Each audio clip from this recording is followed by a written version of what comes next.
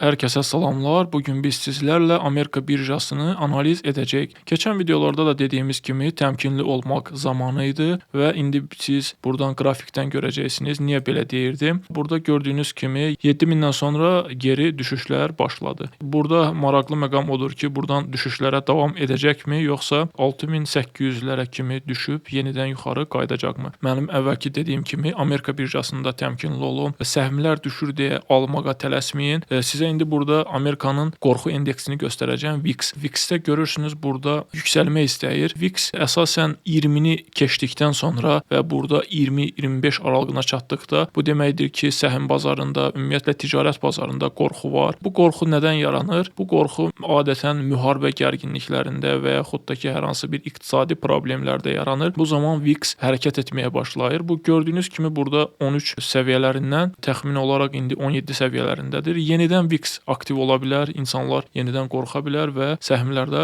geri çəkilmələr, düşüşlər ola bilər. Ona görə səbirli olun, təmkinli olun. Görə indi bu altı bazarda daha çox xəbərlər var ki, ABŞ İrana hücum edə bilər. Əgər ABŞ İrana hücum etsə, ABŞ birjasında düşüşlər olacaq, VIX yuxarı qalxacaq və qızılda, gümüşdə yüksəlmə olacaq. Məncə bəlkə ABŞ İranı vurmaya da bilər. Yəni ehtimal belə deyərdim 50-nin 50-yədir. Çünki əgər vursa, mənim fikrimə görə bu altı bazar İranı vurmalıdır.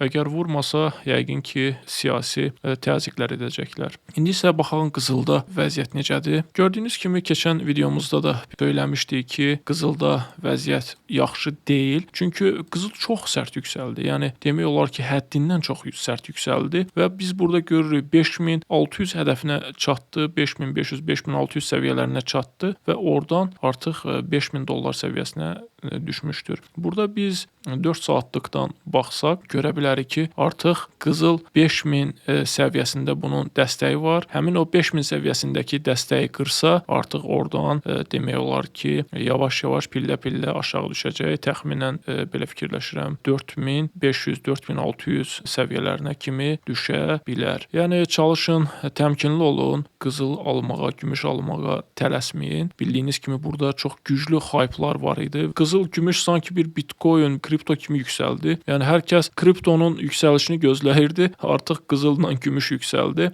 Gümüşdə də baxsaq biz vəziyyət görərik ki, $100 dəstəyindədir. Əgər bu $121-dan $100 düşübdür. $100 dəstəyini aşağı doğru qırsa, yəqin ki, bunu saxlaya bilməyəcəkdir. Çox güman ki, birinci dəstək səviyyəsi 92-yə, sonra 76-ya, sonra 70-ə kimi çəkilə bilər. Səbirli olun, təmkinli olun, alış üçün tələsməyin, gözləyin. İndi isə biz keçəyim kriptolara. Kriptolarda vəziyyət necədir? Kriptolarda vəziyyət ürək açan deyil. Artıq o texniki olaraq biz deyək ki, əsas dəstək yerindədir, 82.000-dədir. 82.000-i yəni aşağı doğru qırsa, çox güman ki, ayı bazarına girir və buradan sonra Bitcoin-ün yüksəlişini gözləmək uzun zaman çəkəcək. Mənim yenə də Bitcoin və Ethereum-da müsbət düşünürəm. Çünki bu $82.000 yenidən dəstək tapıb yuxarı doğru qalxa bilər. Mənim ehtimalım odur. Alış məncə 88.000-dən sonra etmək olar. Çünki 82.000 artıq çox kritik həddir. Yəni demək olar ki, 82.000-i qırsa çox aşağılara doğru gedə bilər. Yəni müsbət fikirləşirəm. Ola bilər ki, buradan yenidən bir yüksəliş gələ bilər, amma o qədər güclü yüksəliş yox. Amma ki, il sonuna doğru fikirləşirəm ki,